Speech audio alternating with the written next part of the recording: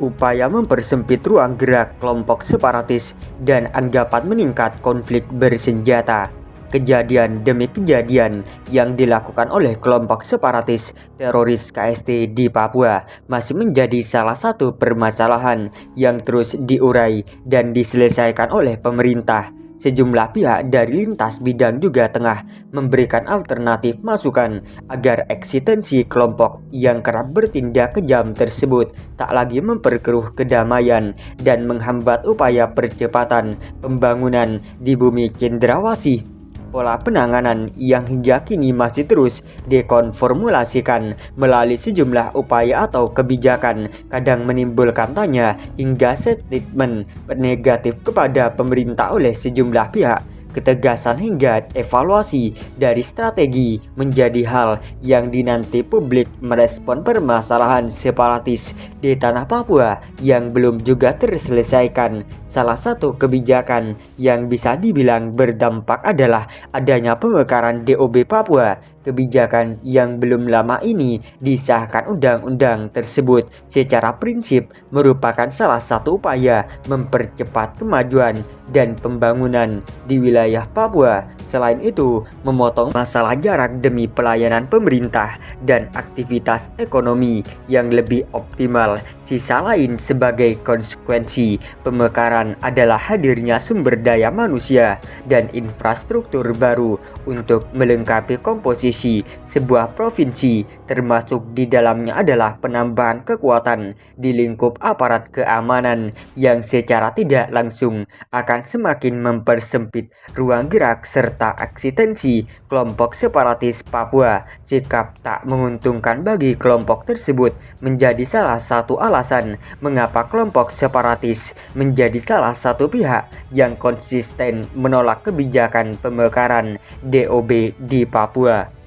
Sebuah kejadian biadab kembali dilakukan oleh kelompok separatis teroris pimpinan Egyanus Kogoya di Kabupaten Duga. Berdasarkan keterangan Kabid Humas Polda Papua, Kombes Ahmad Mustafa Kamal, dijelaskan bahwa kelompok tersebut menyerang warga sipil pada Sabtu, menyebabkan 10 orang tewas dan 2 luka-luka. Hingga saat ini pihak kepolisian masih melakukan penyelidikan. Belum diketahui motif penembakan yang dilakukan Polres Duga dibantu Satgas Damai Kartens serta prajurit TNI terus mengejar para pelaku yang diperkirakan berjumlah 21 orang. Satu hari sebelum kejadian, dalam pemberitaan di jubi.id memuat pernyataan dari Direktur Aliansi Demokrasi untuk Papua, Latifah Anum Siregar, bahwa pemekaran Papua untuk membentuk 3 provinsi baru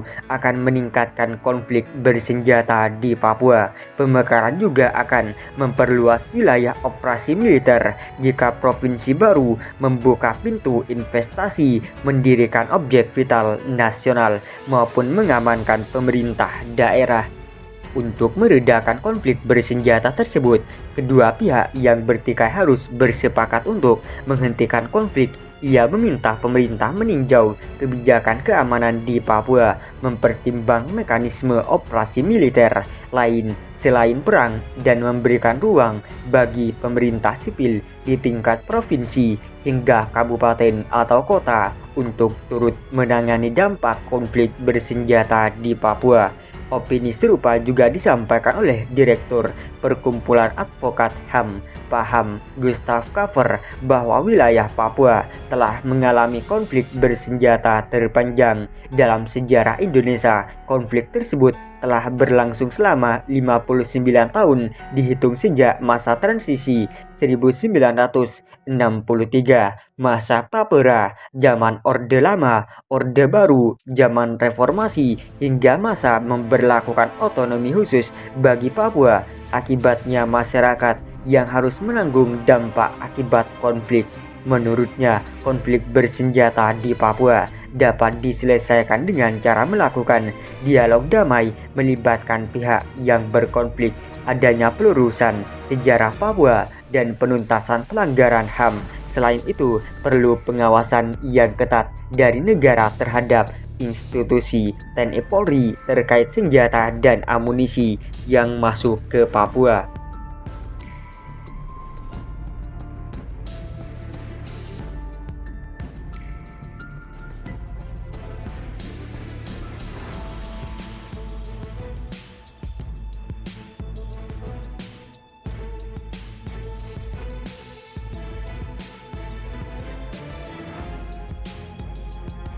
Kepala Staf UPM Kirom imbau masyarakat wujudkan Kaptipmas jelang 1 Juli. Kepala Staf Tentara Pembebasan Nasional Organisasi Papua Merdeka TPNPB UPM wilayah Kabupaten Kirom Yan Urari mengimbau masyarakat tidak melakukan aksi yang mengganggu keamanan dan ketertiban umum Kaptipmas jelang peringatan embrio kelahiran TPN UPM pada 1 Juli mendatang. Imbauan itu berlaku juga kepada seluruh anggota TPN UPM yang berada di wilayah tersebut. Saya sebagai pimpinan TPN UPM wilayah Membruk Kirom dan tokoh masyarakat Kirom mengimbau seluruh embrio TPN UPM wilayah Membruk untuk tidak melakukan kegiatan maupun aksi-aksi yang mengganggu Kaptipmas di kabupaten ini, kata Yan di Kirom. Selain mewujudkan keamanan jelang peringatan kelahiran embrio TPN UPM yang dideklarasikan oleh Jet Yafet Rum Kirom pada 1 Juli 1971, Yan mengajak masyarakat mendukung tahapan pemilihan umum pemilu yang sementara berjalan. Menurut dia, tahapan pemilu yang sementara berlangsung itu perlu terwujud dengan damai hingga memasuki hari H pencoblosan pada tahun 2024 mendatang. Mari kita masyarakat Kirom ciptakan Kaptipmas Pemilu 2024 yang damai dan non-golput. Katanya, kita harus selalu menjaga tanah Papua adalah tanah damai, terlebih khusus lagi di wilayah Kabupaten Kirom, tuturnya.